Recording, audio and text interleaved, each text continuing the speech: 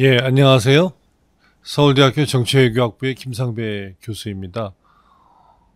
오늘 제가 선생님들께 한국형 경제안보, 그 개념과 이슈, 그리고 부제로는 신흥안보와 네트워크 이론의 시각이라고 붙여봤는데요. 예, 최근에 한참 그 쟁점이 되고 있는 경제안보 이슈에 대한 말씀을 좀 개념 이슈와 관련되어서 말씀 좀 들어보도록 하겠습니다. 오늘 말씀드리게 될 내용은 크게 네 부분이 될 것 같은데요. 첫 번째는 이제 경제안보 개념, 최근에 이제 좀 물질 유행 비슷하게 많이 논의되어지고 있는 이 개념에 대한 어떤 개괄적인 논의 말씀 좀 드리고, 두 번째는 신흥안보라고 제가 이제 부르고 있는데, 경제안보라고 하는 것의 기본적인 그 개념적 성격이 무엇이냐를 조금 더 구체적으로 말씀드려보고, 세 번째로는 이제 경제안보와 관련된 다양한 그 국가들 간의 경쟁이나 그 세계 정치적인 메커니즘들이 지금 작동하고 있는데 그 내용을 보는 것을 좀 네트워크 이론의 시각을 원용해서 말씀드려 보도록 하겠습니다. 그리고 나중에 좀 시간이 허락하는 범위 내에서 한국이 일종의 뭐 중견국으로서 경제안보 이슈를 지금 소홀히 넘길 수 없는 그런 상황인데 이 분야를 어떻게 볼 것이냐와 관련돼서 좀 말씀드려 보도록 하겠습니다. 경제안보의 개념에 대한 말씀입니다. 먼저 제목이 한국형 경제안보라고 지금 붙이게 됐는데요. 저희는 사회과학 분야에서 이런 개념들이 주로 다 우리가 만들어서 세계에 전파하기보다는 바깥에서 만들어져 가지고 우리가 수용하는 그런 경우들이 많다 보니까 우리의 현실에 맞춘 개념이 필요하다는 의미에서 한국형이라는 말을 좀 많이 붙이게 되는 것 같습니다. 그런 맥락에서 최근에 경제안보와 관련된 분야에서도 이런 시도들을 좀 벌이고 있지 않나라는 생각이 들고, 또 나름대로의 우리의 어떤 이해 방식, 정의, 원칙 뭐 이런 것들에 대한 합의가 필요하다는 의미에서 뭐 사회과학적인 시각에서는 바람직한 시도라고 할 수 있을 것 같아요. 1차적으로 우리의 상황에 맞는, 또 그 상황 속에 처해 있는 우리의 처지에 맞는 뭐 이런 식의 개념들을 만드는 게 되게 중요한 부분이겠고, 그걸 바탕으로 해야 적절한 전략과 또는 동원하는 수단 같은 것들이 좀 선택되어지지 않을까라는 생각을 좀 해보게 됩니다. 그래서 일단 전체적으로 경제안보를 둘러싸고 벌어지고 있는 구조적인 상황에 대한 파악, 그 안에서 우리가 어떤 위치를 차지하고 있느냐, 또 그런 그 속에서 한국이 맺고 있는 어떤 해당 국가들과의 관계가 어떻고, 분야별 현황이 어떻고, 분야별로 또 우리가 그 갖고 있는 어떤 의존성의 정도라든지 성격이라든지 이런 것들 좀 파악하는 게 되게 중요하다고 할 수 있겠습니다. 뭐 이렇게 상황을 알고 우리가 처해 있는 처지를 안다는 것 자체가 한국형이라는 말을 만족시키는 것은 아니겠지만, 그럼에도 불구하고 이런 사회과학적인 개념을 수용해서 우리가 어떤 정책을 펴나간다고 할 경우에는 한번 이렇게 고민해 볼 필요가 있는 부분이지 않나라는 생각이 듭니다. 근데 저는 개인적으로는 이거보다 좀 더 나가야 되지 않냐라는 생각을 좀 해보게 돼요. 이게 경제안보가 중요하다 그러니까 주로 이제 뭐 강대국들이 만들어내고 있는 개념이잖아요. 특히 경제와 안보를 합치는 거는 미국이 만들어내고 있는 프레임이라고도 할 수 있을 텐데, 이런 부분은 그냥 따라가는 게 아니라 우리의 눈으로 보는 나름대로의 프레임을 좀 만들어 보자라고 하는 것이고, 그런 과정에서는 우리에게 정말 우리 국익에 이게 어떤 의미가 있는 것이냐, 미국의 국익이 아니라 또는 다른 그 선진국들의 국익이 아니라 한국의 국익이 어떤 의미를 갖냐라는 것을 살펴보는 것들이 되게 중요하지 않나라는 생각을 해보게 됩니다. 뭐 그런 과정 속에서 뭐 국제적으로 얘기하고 있는 경제안보 개념과 질적으로 완전히 다른 새로운 것들을 만들 수 있을지는 잘 모르겠지만, 적어도 그런 개념적인 성찰과 상상력을 펼쳐나가는 노력은 필요하다라는 생각을 해보게 돼요. 근데 이런 과정에서 뒤쪽 부분에 좀 자세하게 말씀드리겠습니다만서도, 우리가 너무 개도국 시절에 가지고 있던 좁은 의미로 설정된 국익만 갖고는 또 곤란하다. 한국형 경제안보라는 걸 개발할 경우에. 왜냐하면 경제를 안보라는 좁은 시각에서 보자라고 하는 것이 핵심일 수 있을 텐데, 우리는 사실은 지구화 시대에 경제를 국가 이익이 아니라 글로벌한 이익의 차원에서 보는 그런 시대적 환경을 배경으로 해서 나름대로 성공을 하고 이득을 받던 그런 나라잖아요. 그러다 보니까 우리가 경제 안보를 논하면서도 경제를 꼭 안보가 아니라 또는 평화라고 하는 좀 넓은 개념과 연결시켜보는 그런 상상력 같은 것도 필요하지 않냐라는 생각을 해보게 됩니다. 이런 맥락에서 보면 사실은 경제안보라고 하는 개념을 좀 더 심층적으로 좀 더 넓게 살펴보는 이런 노력 같은 것들이 학계에서도 필요하고 또 실제로 정책을 추진하시는 분들도 고민이 좀 필요한 부분이지 않나라는 생각을 해보게 됩니다. 이런 논의를 바탕으로 해서 간략하게 몇 가지 개념에 대한 말씀을 좀 드려보면요.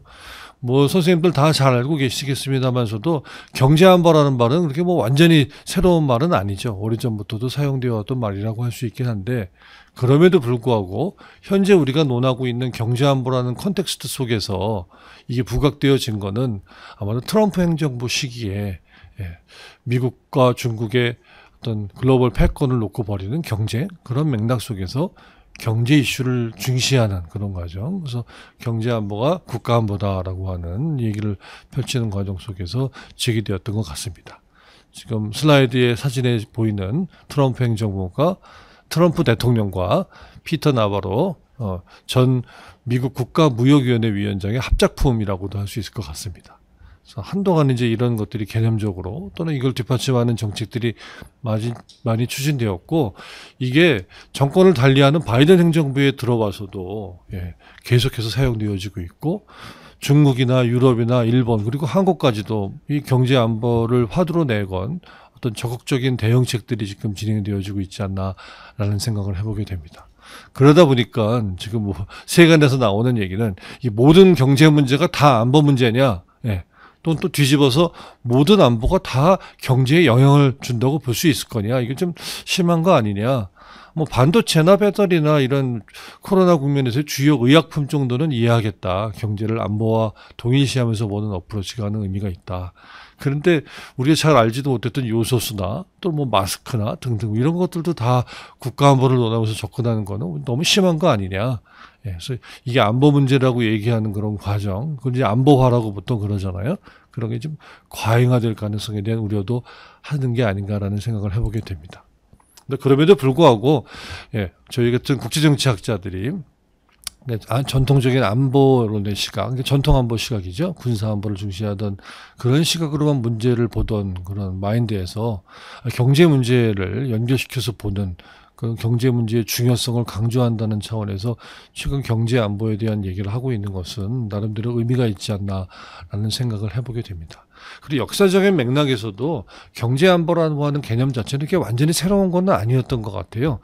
선생님도 잘 아시겠습니다만서도 경제 안보 넥서스라든지 지정학을 넘어서 지경학, 지오 이코노믹스죠. 이런 것들에 대한 얘기라든지 또는 중상주의에 대한 강조라든지 이런 것들을 통해서 역사적으로 특히나 근대 세계 경제의 어떤 형성과 전개 과정 또는 국제정치의 전개 과정 속에서 서구의 기원을 두고 있는 근대 국가들이 펼쳐왔었던 부국강병의 정책의 핵심이 사실은 경제와 안보를 연결시켜낸 그런 중상주의적인 팽창 정책이었다고 할 수 있는 거죠.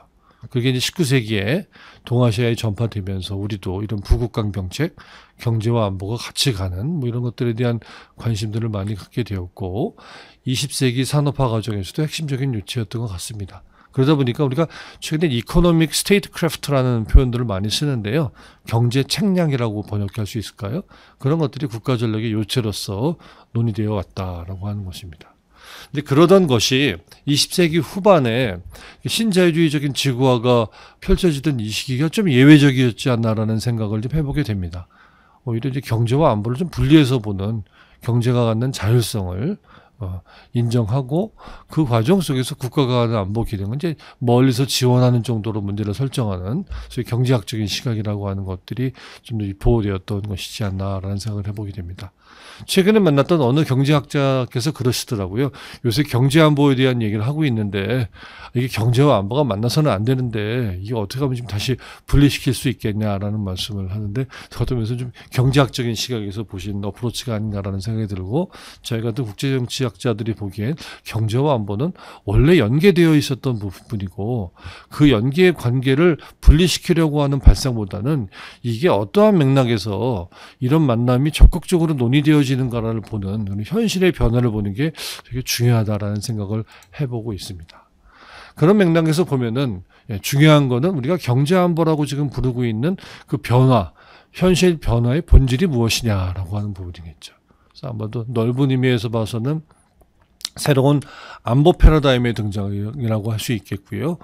오늘 저는 그거를 소위 신흥이라고 하는 또는 창발이라고 번역되는 이머전스의 개념과 네트워크의 부상이라는 차원에서 설명을 좀 드려보도록 하겠습니다. 예. 그래서 뭐 이런 논의를 하는 거의 밑바탕에는 이게 현재 벌어지고 있는 현상을 그냥 경제안보라고 통틀어서 얘기하는 것 자체는 좀 부족하다라고 하는 인식을 제가 바탕에 좀 깔고 있다고 하겠고요. 그런 면에서는 경제안보는 좀 애매모호한 개념일 수 있는 거죠. 경제 자체도 굉장히 큰 개념이고 안보 개념도 굉장히 큰 개념인데 그 개념의 외연과 내포를 설정하기가 쉽지 않은 그런 부분인데 이런 것들을 그냥 단순히 합쳐서 보게 되다 보니까 나름대로 그 합성으로서의 경제안보의 개념도 좀 혼란스러울 수 있지 않느냐. 앞서 말씀드린 것처럼 이걸 지금 섣불리 두 개를 연결시키는 과정에서 과잉 안보화되거나 또는 과소 안보화되는 위험성 같은 것들을 동시에 담고 있다라는 문제제기라고 할 수 있겠습니다.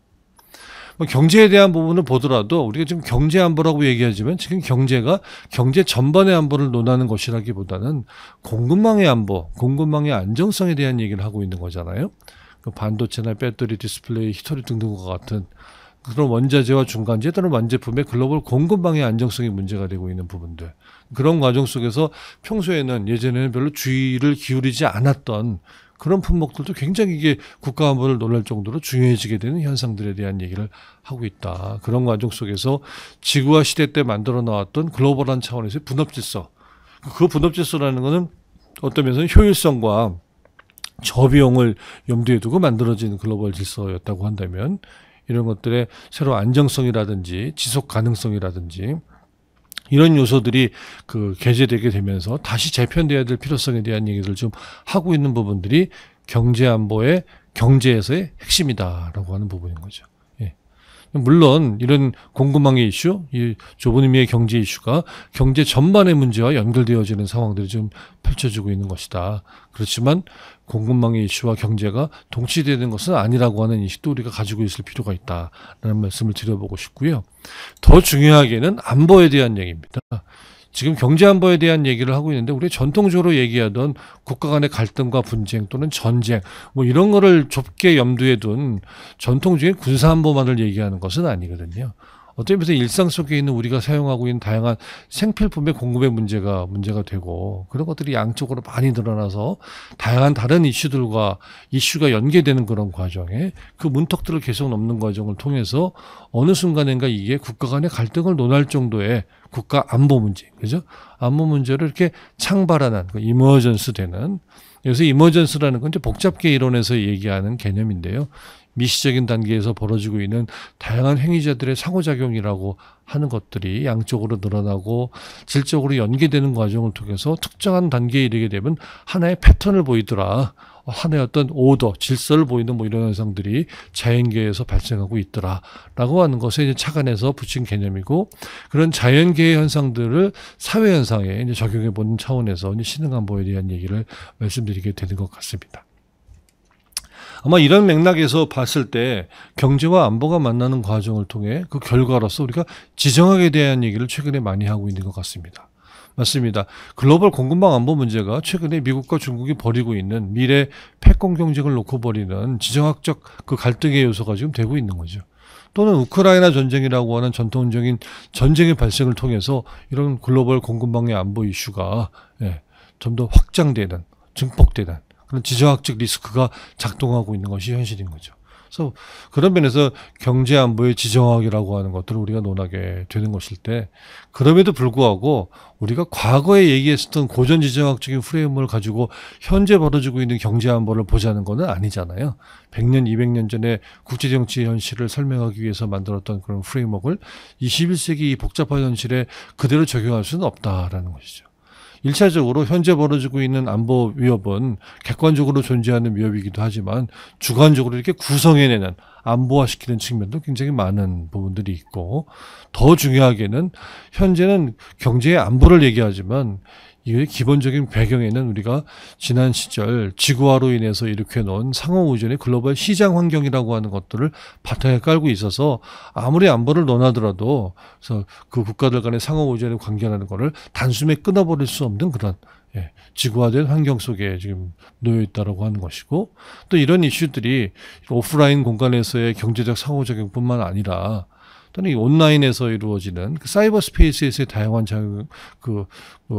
국제정치적인 상호작용하고 연결된다는 측면에서 봤을 때는 고전 지정학을 넘어서 또는 뭐 이런 구성적 지정학이라든지 또는 지정학을 넘어서는 비지정학이나 탈지정학적인 요소들, 그래서 현재 벌어지고 있는 새로운 현상들을 설명하려고 하는 다양한 이론적인 시각들을 좀 포함해서 봐야 되는, 근데 그런 의미에서는 복합적인 지정학이라고 할 수 있겠죠. 그래서 최근에 이제 복합지정학이라는 표현을 많이 사용해 보고 있습니다. 경제안보 이슈를 보는 지정학에 대한 얘기도 이렇게 복합적으로 벌어지고 있는 부분들을 좀 우리가 고려할 필요가 있겠다라는 말씀 정도를 도입 부분의 말씀으로 좀 드려보고요. 이제 본론으로 들어가서 신흥안보로 보는 경제안보에 대한 말씀입니다. 먼저 이 얘기를 하기 위해서는 우리가 인식론적인 발상을 조금 바꿔야 될 필요가 있지 않나라는 생각이 듭니다. 실증주의적인 차원에서 실체론적인 인식론의 차원에서 경제안보가 무엇이냐라고 묻는 차원을, 그래서 이거는 경제안보, 이거는 경제안보 아니고 이거 그것들을 어떻게 연결시킬 거냐라고 하는 부분들에 대한 논란들은 접어놓고 그거 자체의 어떤 실체적인 어떤 규명만을 염두에 두는 식으로 어프로치를 해서 경제안보라고 하는 것의 개념적 경계를 긋고 범주를 찾는 것 자체는 약간 좀 미흡하다. 오히려 그거보다는 경제가 이슈가 어떻게 안보 이슈가 되어 가냐라고 하는 그런 과정들, 그 프로세스에 좀 더 초점을 두는 좀 더 인식론의 어떤 변화 같은 것들이 좀 필요하지 않나라는 생각이 들고, 그러다 보면 경제안보 그 자체보다는 경제와 안보가 상호작용하는 메커니즘을 보려고 하는 시도가 좀 중요하지 않나라는 생각이 들고, 앞서 말씀드렸던 복잡기 이론에서 얘기하는 이머전스라고 하는 개념을 이 시큐리티 분야에 연결시켜서 저희가 이제 조어한 부분인데요. 신흥안보라고 하는 개념이 그런 경제와 안보가 만나는 복합적인 과정을 살펴보는데 중요한 시사점을 주지 않냐라는 생각을 해보게 됩니다. 그런 맥락에서 어쩌면서 오늘 말씀드리게 되는 내용의 요약 그림이라고 할 수 있겠는데요. 이런 그림을 좀 그려볼 수 있을 것 같습니다. 그래서 경제 이슈라고 하는 것들이 반도체나 배터리나 의약품 등등과 관련된 다양한 어떤 산업 부분별 생활 속의 어떤 이슈별로 연결되어지게 되면서 계속 그 안정성의 문제 같은 것들이 제기되어지는 과정 속에서 질적으로 새로운 어떤 패턴들을 보이게 되고, 그것들이 공급망 이슈를 넘어서서 금융이나 또는 이런 데이터 이슈, 사이버 이슈 또는 보건 환경 이슈의 다른 이슈들과 연결되면서 끝내는 국가 간의 외교와 동맹과 또 가치와 규범의 문제로서 이렇게 창발하게 되는, 이머전스하게 되는 이런 과정들을 통해서 등장하고 있는 안보 이슈로서 경제 안보를 좀 이해해 볼 필요가 있지 않냐라는 생각을 해보게 됩니다. 앞서 말씀드린 것처럼 이렇게 보면은 이 중에 어느 게 경제 안보고 어느 게 아니냐라고 하는 묻는 것이 중요하기보다는 이런 과정들이 어떠한 메커니즘을 통해서 서로 얽혀가고 있느냐라고 하는 걸 보는 게 중요하다는 말씀이겠죠. 뒤에 다시 설명드리겠습니다만서도 이 그림 하단에 있는 피드백의 메커니즘도 굉장히 중요하다. 미시적인 이슈들이 거시적인 안보 이슈를 창발하는 이머전스하는 과정과 함께 거시적인 지정학적 이슈가 오히려 하나의 리스크로 작용을 하면서 구제적으로 잠재하고 있었던 공급망 이슈 같은 것들을 터트려버리게 되는 이런 과정들을 좀 주목할 필요가 있다라는 말씀입니다. 요 양질 전화와 이슈 연계, 지정학적 임계점에 해당되는 부분들을 간단하게 조금 더 부연 설명 드려보도록 하겠습니다. 첫 번째는 양질 전화입니다. 이 해겔 철학에서 변증법에서 나오는 얘기인데요. 양쪽으로 많이 늘다 보면 어느 순간에 질적인 큰 변화를 야기하는 어떤 그 폭발점 비슷한 것이 이제 발생한다. 이런 얘기라고 할 수 있겠고, 아마 이 경제 안보 이슈에서도 제조업 분야에서 공급망의 안보 위협의 양적인 증가 같은 것들이 최근에 이제 드러나고 있는 현상들에 차근에 적용해 볼 수 있다라고 생각이 듭니다. 원자재나 중간재 완제품, 최근에 반도체 문제, 배터리 문제, 의약품 또는 희소 광물 같은 것들이 여기에 해당되는 부분이겠죠. 이런 시각에서 보면 사실 공급망의 그 교란을 야기할 수 있는 이슈들은 굉장히 많은 것 같아요. 그죠? 뭐 그런 과정 속에서 이런 공급망의 안보 이슈가 어떤 원자재나 중간재의 수급 불안정을 야기해가지고 그 완제품의 어떤 생산을 차질을 유발하는 이런 뭐 생산 안보의 문제가 될 수도 있겠고요. 또는 물류의 수송의 차질 자체가 또 수출입의 지연이나 중단을 야기하면서 뭐 유통망 안보라고 할까요? 물류 안보 뭐 이런 것들을 야기할 수도 있겠고, 뭐 이런 것에 정부가 또 의도적으로 개입하게 되면서 수출입의 통제 문제라든지 물자나 기술의 통제 또는 투자의 규제 같은 문제하고 연결되면서 이 공급망 안보 이슈 같은 것들이 이제 양쪽으로 늘어나서 뭔가 새로운 어떤 질적인 변화를 야기하는 그런 가능성들을 갖게 된다는 것이죠. 근데 이게 제조업 분야의 위기하고는 달리 이제 최근에 이게 식량 공급의 문제라든지 에너지 공급망의 문제와 관련되면서는 이게 좀 더 또 질적으로 완전히 다른 위기를 발생할 가능성에 대한 얘기도 최근에 하고 있는 것 같습니다. 또 뭐 이런 종류의 그 안보 공급망의 안보 이슈라고 하는 것들은 뭐 여러 군데에서 좀 발생하고 있지 않나라는 생각이 들고요. 이런 이슈가 다른 공급망 안보 이슈를 넘어서는 다른 이런 경제 이슈들 또는 뭐 다른 이런 사회 이슈들하고 연결되어지는 이슈 링키지의 과정이라고 하는 것들이 발생되는 게 우리가 오늘날 경제의 안보를 지금 논하게 되는 또 하나의 배경이지 않나라는 생각을 하게 됩니다. 오프라인의 물류나 온라인의 어떤 전자상거래에 관련된 공급망 관리 이슈 같은 것들이 국제 금융시장의 교란의 문제와 연결된다든지 또는 경제안보 중에서도 최근에 이제 기술안보에 해당되는 부분들이 핵심일 수 있을 텐데, 그래서 신흥 기술이라 그러죠. 이머징 테크놀로지 분야라든지 또는 특히나 안보와 직접적으로 연관이 있는 국방 분야, 군사 기술 같은 것들하고 이제 연결될 경우에는 훨씬 더 공급망 안보의 문제가 중요해지겠죠. 또 이런 것들이 최근에는 사이버 안보나 데이터 안보 이슈하고도 연결되는 모습들을 좀 보이고 있는 것 같습니다. 아마도 트럼프 행정부 초기에 이제 경제 안보에 대한 논의가 이제 촉발되게 된 계기에 영향을 미친 가장 대표적인 사건 중에 하나가 이제 화웨이 사태인 것 같은데요. 중국의 5G 이동통신 장비를 이제 생산하는 기업에 대한 규제 같은 것들이 논란이 되었던 부분들인데, 이 일종의 그 장비의 공급이라든지 또는 화웨이가 사용하고 있는 어떤 부품들이나 소재에 대한 어떤 공급에 대한 제한의 사건들이 벌어지게 되는데, 이 이슈의 기저에는 화웨이가 생산하게 되는 장비의 사이버 안보의 문제를 제기하던 미국 정부의 문제의식이 있었고, 일종의 화웨이 장비에 있을 수도 있는 그 백도어를 통해서 국가 안보에 굉장히 중요한 데이터들이 빠져나간다 뭐 이런 얘기였잖아요.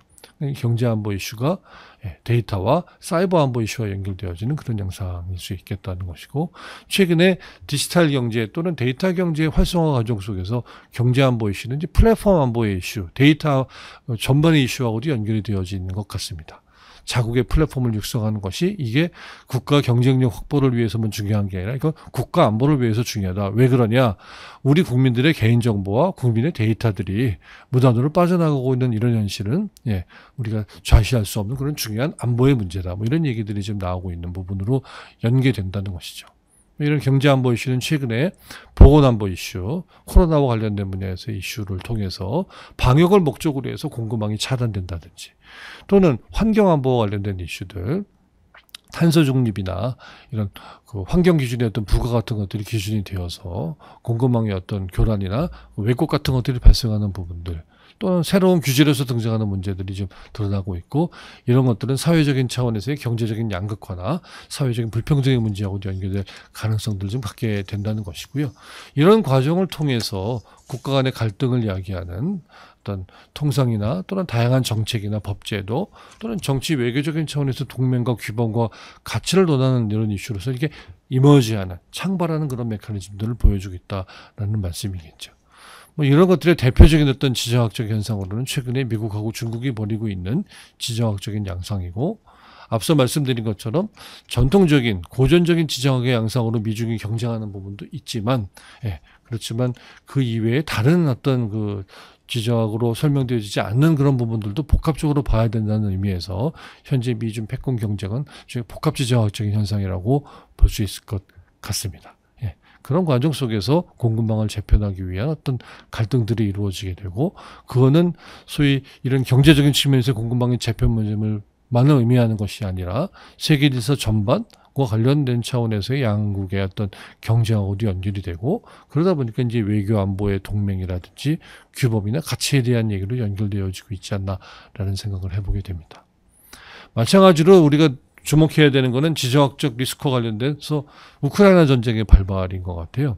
이거는 오히려 지정학적 리스크가 발생을 하고 그게 역으로 피드백의 메커니즘을 통해서 다른 경제안보 이슈들이 그전에 우리가 구조적으로 내재되어 있던 이슈들이 이게 분출하게 만드는 그런 요인으로 작동을 했던 부분이고 뭐 다 아시겠습니다만서도 우크라이나 전쟁으로 인해서 원자재나 곡물 가격의 급등 또는 글로벌 공급망의 차질이나 국제 금융시장으로의 어떤 전이 같은 것들이 이제 발생하고 있는 것이죠.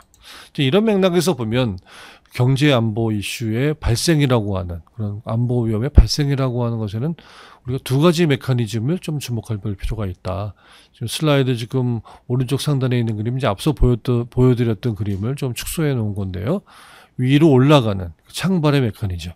자연 발생적인 어떤 공급망의 교란일 수도 있는 미시적인 단계에서 거시적으로 올라가는 그런 부분들에 대한 얘기들, 그런 과정에서 생기는 공급망의 병목 현상 같은 것들이 이제 되게 창발의 메커니즘의 첫 번째라고 할 수 있다면, 그러니까 이런 것들을 미리 우리 차단하기 위해서는 미리 그런 위기가 발생할 조짐들을 읽어내는 것들이 중요하고, 최근에 조기 경보 시스템에 대한 강조를 하는 게 뭐 연결되는 부분이지 않나라는 생각을 해봅니다. 마찬가지로 피드백의 메커니즘을 통해서 지정학적인 리스크로 인해서 공급망의 불안정성이 발생하거나 또 좀 증폭되어지게 되는 이런 상황들이 발생한다라는 것이죠. 공급망 자체가 갖고 있는 문제는 항상 내재되어 있는 건데 그 공급망에서 핵심적인 부분을 제공하고 있는 상대가 못 믿겠다라고 하는 그런 문제들이 좀 최근에 제기가 되어지게 되고, 그런 과정에서의 상호 의존이라고 관계라고 하는 것들이 상대방이 그거를 무기로 활용할 수도 있는 거 아니냐라는 얘기를 한다는 거죠. 그래서 최근에 상호 의존의 무기화라고 하는 얘기들 좀 하고 있는 것 같습니다. 국제정치 이론 중에 구성주의 국제정치 이론이라고 하는데요. 아까 말씀드렸죠. 이제 안보화하고 관련된 이론인데, 그게 유명한 어떤 이론가가 했던 말들 중에 하나가, 친구가 들고 있는 총과 적이 들고 있는 총은 완전히 다른 의미를 갖는다라고 하는 것이죠. 그런 차원에선 사실은 그 총만 볼 것이 아니라 총을 들고 있는 사람을 봐야 된다라고 하는 얘기를 여기 한번 적용해 볼 수 있지 않나라는 생각이 들고, 그 상대에 어느 정도 의존하고 있느냐. 만약에 이 공급망이 끊어질 경우에 굉장히 어떤 취약성을 야기할 정도의 이런 문제인 것이냐라고 하는 것들을 파악하는 게 되게 중요하다라는 것이겠죠. 그래서 이런 피드백의 메커니즘, 지정학적 게임으로 들어오게 되면은 이건 자연 발생적으로 발생하는 게 아니라 인간의 어떤 의도적인 개입을 통해서 이루어지는 부분인 것이고, 그런 과정에서는 공급망을 통해서 형성되어 있는 전반적인 네트워크들을 의도적으로 활용하려고 하는 어떤 권력의 게임, 네트워크 파워 게임이라고 저는 부르고 있는데요. 그런 파워 게임들이 지금 현재 경제 안보를 둘러싸고 있는 세계 정치의 과정에서 지금 발생하고 있다는 말씀입니다. 그런 과정에서 그럼 이게 경제안보 위험에 대한 효과적인 대응책이 무엇이냐라고 하는 부분들, 아마 구체적인 그 대책에 대해서는 그 정책을 좀 담당하시는 분들께서 좀 많은 고민들을 하고 계실 것 같은데요. 제가 오늘 말씀드릴 거는 뭐 개괄적인 방향에서의 기본적인 방향성에 대한 말씀들, 오늘 앞서 말씀드린 신흥안보에 대한 논의의 연속선상에서 놓고 봤을 땐 그 경제안보 이슈가 양적으로 드러나고 질적으로 연계되어서 지정학적인 피드백의 메커니즘으로 들어가는 그 연결의 고리를 사전에 파악해서 끊어내는 게 굉장히 중요한 부분일 수 있겠다라는 것입니다. 그래서 잠시 말씀드렸습니다만서도 공급망의 위기를 감지하는 조기 경보 시스템의 구축이라고 하는 것들, 그걸 종합적으로 지원하는 체계의 구축이라고 하는 것들이 사실은 이런 면에서 의미를 갖는 거죠. 미리 감지해서 이상 징후를 감지해서 그 공급망의 위기의 종류와 성격과 강도들을 잘 파악해가지고 우리가 보통 뭐 정상주의, 심각, 준비, 위기 뭐 이런 단계를 조정해가면서 유연하게 대응하고, 그런 것들을 할 수 있는 역량을 구축하고 제도를 정비하는 부분들이 되게 중요한 부분이다. 마찬가지로 지정학의 피드백의 메커니즘의 조짐을 읽어내는 그 시스템의 구축이라고 하는 것도 되게 중요하다. 연결고리가 위로만 올라가는 게 아니라 밑으로도 내려오는 거잖아요. 그래서 실시간으로 이런 지정학적 위기를 모니터링하고 선제적으로 대응하는 그런 것들이 되게 중요한 부분이다. 그래서 어떤 면에서 이 부분은 전통적으로 국제정치학이라고 하는 학문인지 해왔던 영역이기도 할 텐데요. 그런 과정 속에서 실천적으로 이 문제를 풀어나가는 상대국들 간의 어떤 신뢰의 구축이라든지 또는 가능한 범위 내에서의 공급망을 다변화하는 어떤 사전적인 노력들, 국제협력체계 구축 같은 소위 거버넌스의 노력과 위기가 발생하더라도 그걸 원래 상태로 돌리려고 하는 레질리언스에 대한 얘기들, 보건적인 문제 같은 것들이 되게 중요한 대책일 수 있겠다라는 말씀을 포괄적인 차원에서 드려보게 됩니다. 지금 신흥안보로서 경제안보에 대한 말씀을 드렸고요. 좀 더 경제안보가 작동되어지는 메커니즘에 대한 이해를 위해서 학계에서 논의하고 있는 네트워크 이론의 시각을 좀 적용해서 말씀드려보도록 하겠습니다.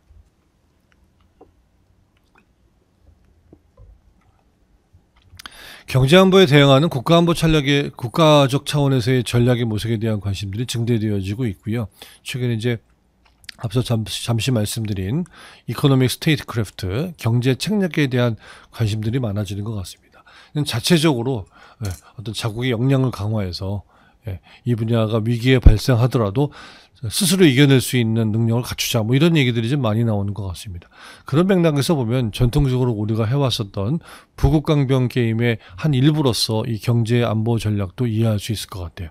일종의 자원 권력 게임인 거죠. 리소스로서 파워 리소스를 보고 그거를 스스로 기를 수 있는 어떤 자강의 정책을 추구하자. 그래서 현재 논의되어지고 있는 다양한 정책적인 옵션들을 보면 이 카테고리 안에 들어가는 것들이 많지 않나 싶습니다.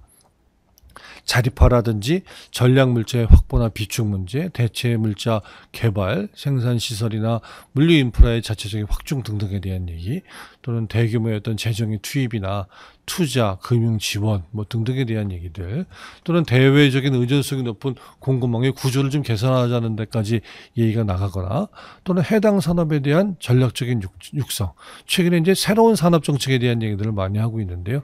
혁신 역량의 강화나 인적 그 역량의 양성들, 기술 개발 등등에 대한 얘기들이 이제 여기에 해당되어지는 부분이지 않나 싶습니다.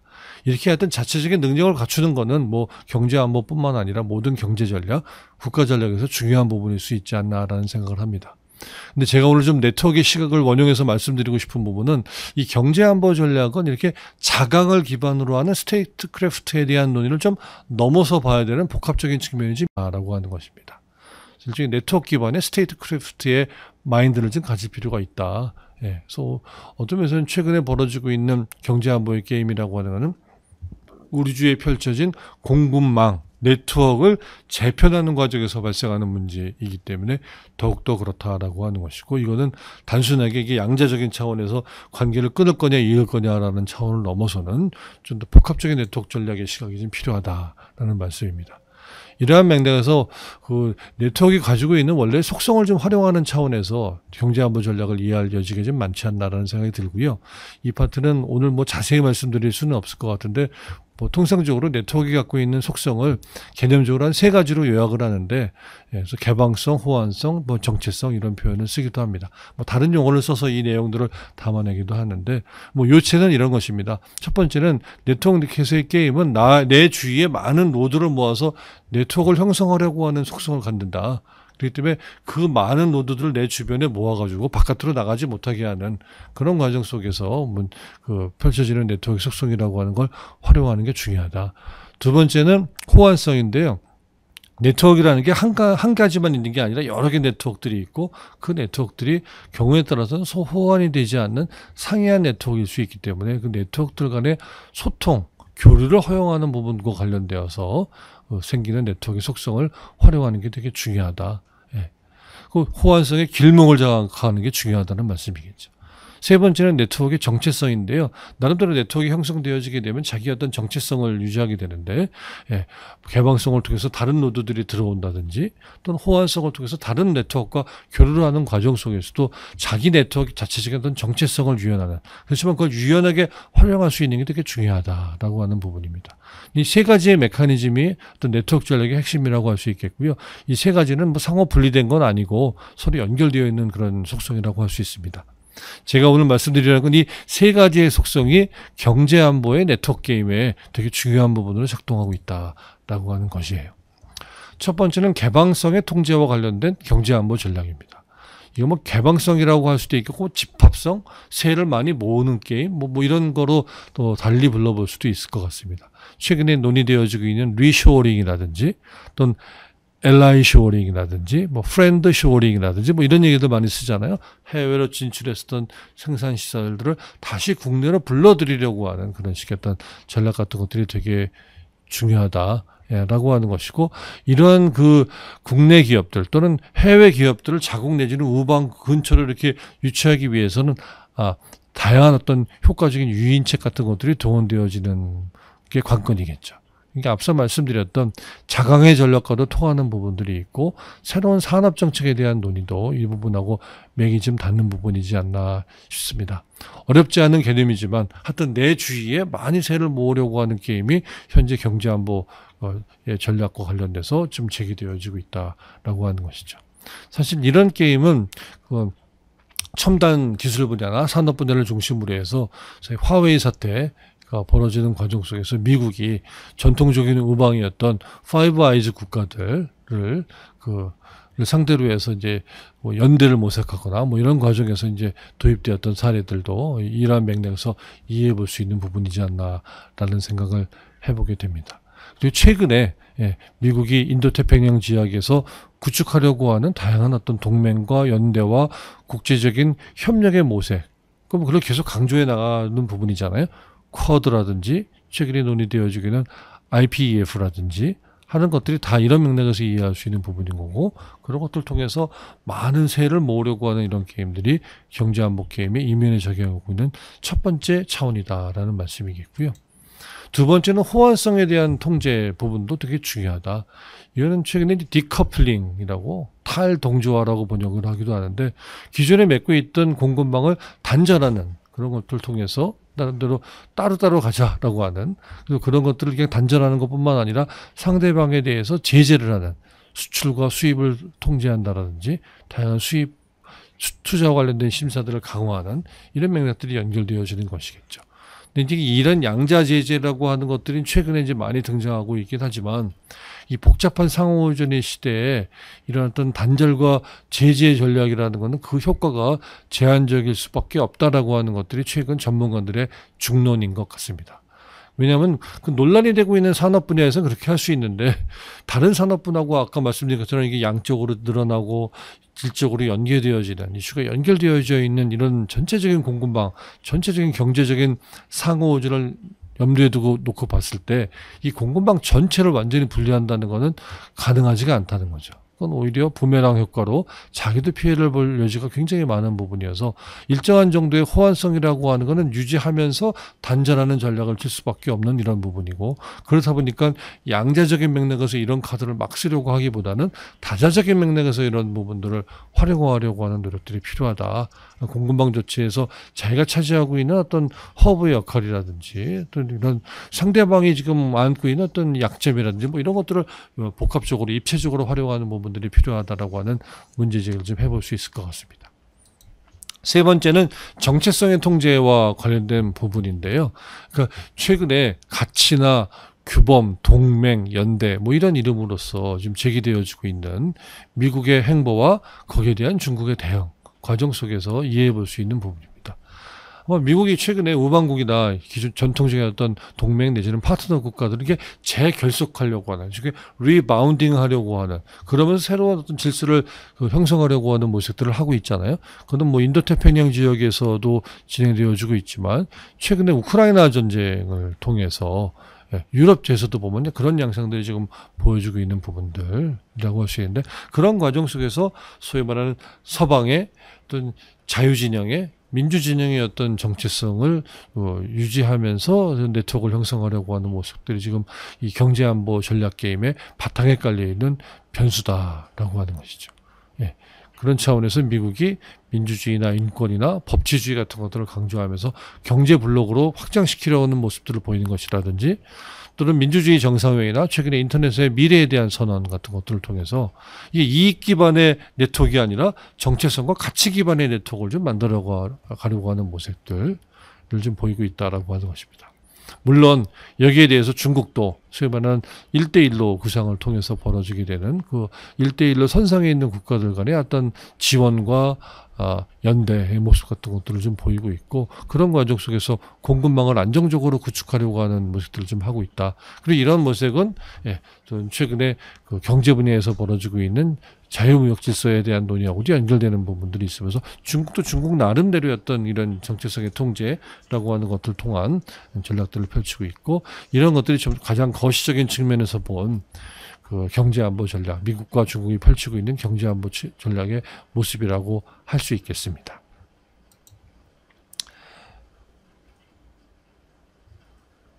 요약해서 말씀드리면 그 공급망 재편을 둘러싸고 벌어지고 있는 전략들, 네트워크 전략, 특히 미국과 중국이 펼치고 있는 전략을 사례를 볼 수 있겠죠. 그 부분의 핵심은 이렇게 리쇼어링, 디커플링, 리바인딩으로 대변되어지는 네트워크 전략이라고 할 수 있다라는 말씀이겠고, 근데 이런 시각에서 미국과 중국이 벌이고 있는 경제안보의 경쟁과 세계 정치적인 게임, 또는 뭐 다른 국가들이 벌이고 있는 게임들을 보게 되면 기본적으로 그 속성 자체가 자국의 국가적인 역량과 국력을 길러가지고 상대방을 이기겠다라고 하는 전통적인 지정학적 게임의 양상이라기보다는 좀 더 네트워크를 활용하고 또 본인이 네트워크를 구성하려고 하는 그런 과정 속에서, 또는 자기가 갖고 있는 네트워크를 좀 더 강화시키려고 하는 이 네트워크 게임의 양상들을 좀 보이고 있다. 그래서 최근에 저희가 쓰고 있는 표현 중에 인터넷 네트워크 폴리틱스라고 하는 표현을 쓰고 있는데요. 즉 망제의 정치 정도로 번역해 볼 수 있을 것 같습니다. 이런 표현을 쓰는 이유는 기존의 국제 정치가 우리가 인터내셔널 폴리틱스잖아요. 그러니까 네이션들 간의 정치라고 하는 의미라고 한다면, 그 네이션이라고 하는 국가 단위의 어떤 액터들을 중심으로 한 게임보다는 좀 더 그 액터들이 네트워크를 치는 게임 속에서 벌어지는 인터넷 폴리틱스의 양상들이 지금 벌어지고 있고, 이런 부분이 미중에 현재 벌이고 있는 그 글로벌 패권 경쟁의 전반적인 모습, 또는 구체적으로는 이 경제안보 이슈와 관련된 부분에서 우리가 좀 찾아볼 수 있는 그런 특징이다라고 하는 것이죠. 그래서 아마 학계에서도 뭐 이런 연구들이 좀 활발히 진행되어지고 있고, 저도 개인적으로 이 분야를 전공으로 하다 보니까 이런 국제정치가 벌어지는 네트워크적인 양상들을 보는 이론적인 연구라든지, 또는 그걸 좀 더 구체적으로 미국과 중국의 사례에 투영해서 보려고 하는 경험적인 연구를 진행하고 있고, 좀 슬라이드에서 좀 보시는 그 두 개의 책의 표지가 제가 했었던 연구들을 좀 보여드리기 위해서 좀 담아봤습니다. 한번 살펴보시면 좋지 않을까라는 생각을 좀 하게 되고요. 여하튼 간에 이런 미중 경쟁이라고 하는 이런 부분들은 한국과 같은 중견국의 입장에서 봤을 때는 현재 벌어지고 있는 큰 세계 정치 구조적인 변화의 모습을 보여준다라고 하는 것이죠. 그런 차원에서 한국이 이런 전체적인 변화의 소용돌이를 어떤 식으로 풀어나갈 것이냐라고 하는 부분들.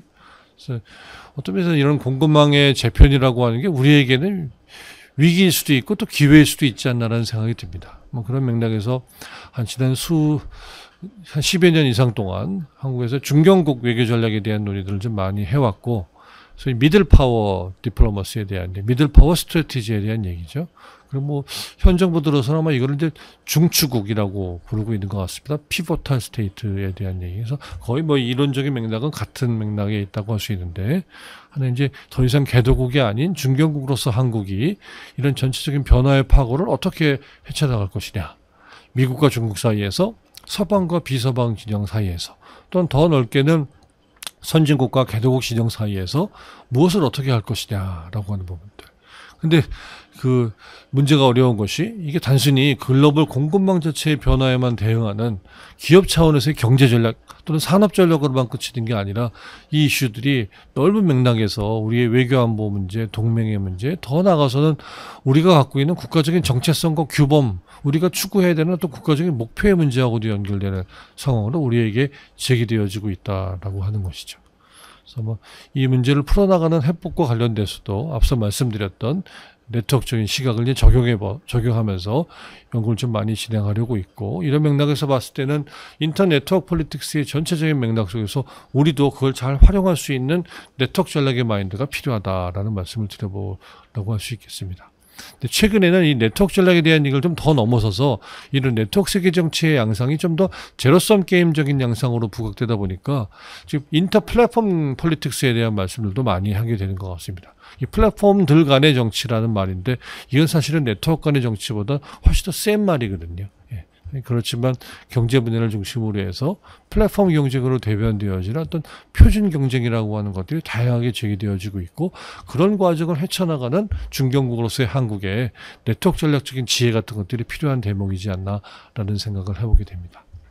뭐 자세한 그 이론적인 논의의 배경을 설명드릴 수는 없을 것 같은데요. 어떤 이런 네트워크적인 시각을 통해서 중견국 외교를 풀어나가는 관점에서 간략하게 좀 원용해보려는 프레임워크는 이 네트워크 전략의 4단계 프레임워크입니다. 네트워크 이론이라고 하는 것도 다양한 그런 갈래들이 있는데 그중에 이제 행위자 네트워크 이론, ANT라고 보통 그러는데요. 그 이론에서 얘기하는 네트워크 전략의 4단계에 대한 얘기입니다. 뭐 어렵지 않은 우리가 그냥 상식으로 알 수 있는 4단계에 대한 부분인데, 이 4단계를 통해서 굉장히 많은 학자들이 연구를 좀 하고 있어서 저도 이 분야를 외교 전략과 관련된 부분으로 원용해 와서 가져와서 지금 그 연구를 진행하고 있습니다. 뭐 간략히 설명드리면 전체적으로 프레임 짜기와 맺고 끊기, 내표 모으기, 표준 세우기라고 하는 4단계를 걸쳐서 보통 행위자들의 네트워크 전략이 이루어지더라라는 것입니다. 자기에게 유리한 방식으로 전체적인 상황을 파악하고 자기의 어떤 위치를 파악하고 그리고 난 다음에 프레임을 전체적으로 짜서 상대방에게도 투영하려고 하는 노력이 전반적으로 필요하고, 그리고 난 다음에 기존의 네트워크에 들어가서 나에게 불리한 네트워크는 끊고 링크는 끊고 더 유리한 네트워크를 만드는 맺고 끊기를 하고, 그럼 맺고 끊기 과정 속에서 내가 하고 있는 네트워크 전략을 지원해 줄 수 있는 내표를 많이 모아서 그걸 표준으로 만드는 그런 과정으로 간다, 뭐 이런 얘기인 거죠. 저는 개인적으로는 이 4가지 프레임워크를 한국이 앞으로 추구해야 되는 그 경제 안보 분야의 네트워크 전략에 적용해 볼 수 있는 여지가 매우 크지 않냐라는 생각을 하고 있습니다. 그래서 지금 제가 한참 진행하고 있는 연구인데요. 자세한 설명을 드릴 수 있는 시간적인 여유는 없어서 간략하게 그 포인트에 해당되는 부분만 말씀드려 보도록 하겠습니다. 첫 번째는 프레임 짝인데요. 아까 앞서 잠깐 말씀드렸던 것 같은데 전반적인 이 경제안보 이슈가 문제가 되고 있는 구조의 상황을 파악하는 게 되게 중요한 거죠. 또 이론적인 컨텍스추얼 인텔리전스를 배양하는 게 중요하다라고 하는데, 해당 분야의 경제안보 이슈의 고유한 성격을 파악하고 그 구조와 다이내믹스를 파악하고 그것들이 지정학적 이슈와 어떻게 복합적으로 만나느냐라는 걸 보고, 그런 과정 속에서 관련 국가들이 어떠한 역량을 가지고 있고 우리의 역량은 무엇이고 그들이 만들어내고 있는 세력의 분포가 무엇인지를 보는 게 중요하고, 그런 과정에 의해서 상호작용이 이루어지는 전체적인 구도를 파악한다. 그리고 그런 과정 속에서 한국이 어떠한 식의 위치에 처해져 있느냐라는 걸 파악하는 포지셔널 인텔리전스죠. 그런 것들이 되게 중요한 부분이 있겠고, 그런 것들을 바탕으로 해서 전체적인 프레임워크를 우리가 주관적으로 구성해서 상대방에게 투영할 수 있게 되는 그런 상황까지 가게 되는 이런 부분들이 이제 첫 출발이다라고 하는 것이죠. 그런 면에서 최근에 관련 연구를 하시는 분들이 많이 논의를 하시는 것 같은데요. 우리가 뭐 반도체나 배터리나 단순히 뭐 섬유기계와 같은 전통적인 분야 등등등을 포함해서 그 분야가 갖고 있는 전체적인 공급망의 어떤 현황, 성격이 다 다르잖아요. 그런 것들을 좀 분류해보고 거기서 파생되어지는 위기의 성격, 위험의 성격이 무엇인지를 분류하고 이런 것들을 바탕으로 해서 어떤 구체적인 전략을 좀 모색해가는 노력 같은 것들이 좀 필요하지 않나라는 생각을 해보게 됩니다. 아마 자세한 얘기는 뭐 다른 기회에 말씀드려 볼 수 있지 않을까 싶어서 넘어가고, 두 번째는 맺고 끊기입니다. 그렇게 해서 만들어낸 프레임워크에 뛰어들어서 나에게 불리한 링크를 끊고 더 유리한 링크를 만드는, 근데 그런 과정들은 굉장히 비대칭적인 관계 조율의 관계일 수밖에 없는 거죠. 한쪽하고 더 친해지면 상대하고 지금 더 소원해질 수밖에 없는 부분인 것이고, 뭐 예컨대 미국하고 중국 사이에서 우리가 하는 일종의 브로커리지의 역할, 중개 역할이라고 하는 것들을 하게 되면 미중을 상대로 해서 약간 다른 목소리를 낼 수밖에 없는 거잖아요. 그런 면에서 맺고 끊기의 전략이라고 하는 것도 되게 어려운 부분이고, 이게 최근에 아마도 미중 사이에서 한국이 안고 있는 국가 전략이나 외교 전략의 큰 과제이지 않나라는 생각이 듭니다. 저는 뭐 개인적으로는 맺고 끊기 전략에는 현재 5가지의 쟁점이 제기되어지고 있다고 생각합니다. 첫 번째는 아무래도 미국과 중국의 네트워크 중에 누구의 네트워크에 들어갈 것이냐라고 하는 문제겠죠. 근데 일단은 뭐 현 정부 들어오면서 우리가 뭐 일종의 스케이팅 타는 거에 비유를 한다고 치면은 무게 중심이 약간 미국 쪽으로 좀 기울고 있는 이런 상황이지 않나 싶은데요. 근데 그럼에도 불구하고 현재만 그런 것이 아니라 미래지향적으로 우리가 어떻게 포지셔닝을 할 거냐에 대한 고민들이 필요하다. 예, 라고 하는 것이 이제 첫 번째 쟁점이라면, 두 번째는 미국의 네트워크가 좀 더 가까이 들어가게 하더라도 미국이 제시하고 있는 펼치고 있는 네트워크 중에 우리가 어디에는 들어가고 어디에 들어가지 않을 것이냐라고 하는 어떤 취사 선택의 모습, 노력이라고 하는 게 중요하다라고 하는 것. 또는 세 번째는 미국의 네트워크에 들어가서 뭘 할 거냐. 더 중요한 건 네 번째겠죠. 들어가지 않은 중국 네트워크를 어떻게 달랠 것이냐. 어쩌면 여태까지 우리가 미국 네트워크에 들어가지 않고 미국을 달래면서 미중 사이의 관계 속에서 우리 어떤 입장을 취하는 것이었다면, 앞으로의 과제는 아마도 중국에 대해서 그 중국 달리기의 논리 개발이라고 할까요? 뭐 이런 것들이 중요하지 않나라는 생각을 해봅니다. 다섯 번째는 아마도 국내적인 차원에서 우리 국민들을 어떻게 설득할 것이냐라고 하는 것들이 중요하겠죠. 이걸 바탕으로 해서 네트워크 치기를 하는, 네트워크 전략을 구색하는 과정에 미국과 중국 또는 뭐 선진국과 개도국, 서방과 비서방 진영 사이에 우리 혼자 들어가서 이런 네트워크 게임을 할 수는 없잖아요.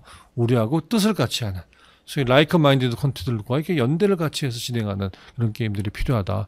그리고 뭐 전반적인 외교안보 영역에서도 유엔과 같은 국제기구에서 또는 인도태평양의 어떤 지역적인 차원에서 우리가 어떤 연대를 형성해서 뜻을 같이 하는 국가들과 보조를 같이 하는 것들에 대한 얘기를 많이 해왔고, 이러한 연대 외교의 논의를 이 공급망 이슈, 경제안보 이슈에도 적용해 볼 수 있을 것이고, 최근에 동남아시아나 인도태평양 또는 유럽 국가들까지도 포함하는 과정에서 이런 연대와 어떤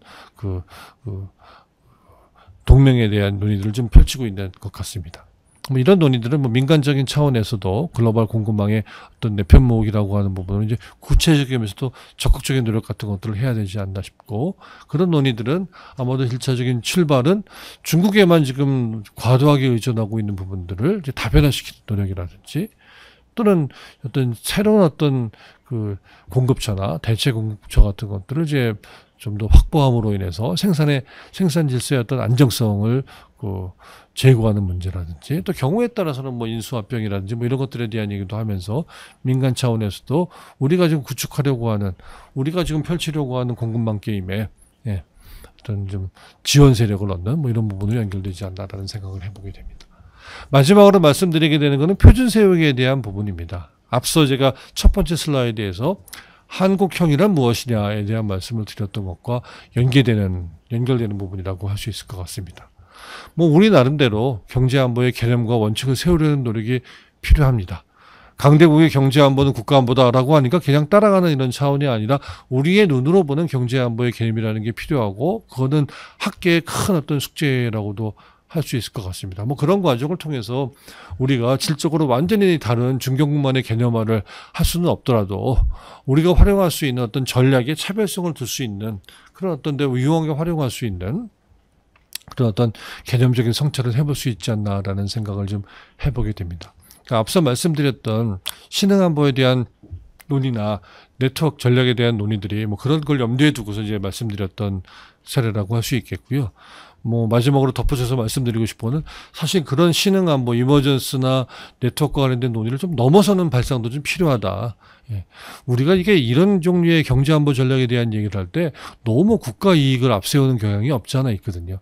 국가 이익은 중요한데 모든 걸 다 국익이라고 얘기하다 보면 이게 한이 없고 우리의 논의의 지평이 협소해질 수밖에 없는 부분이다.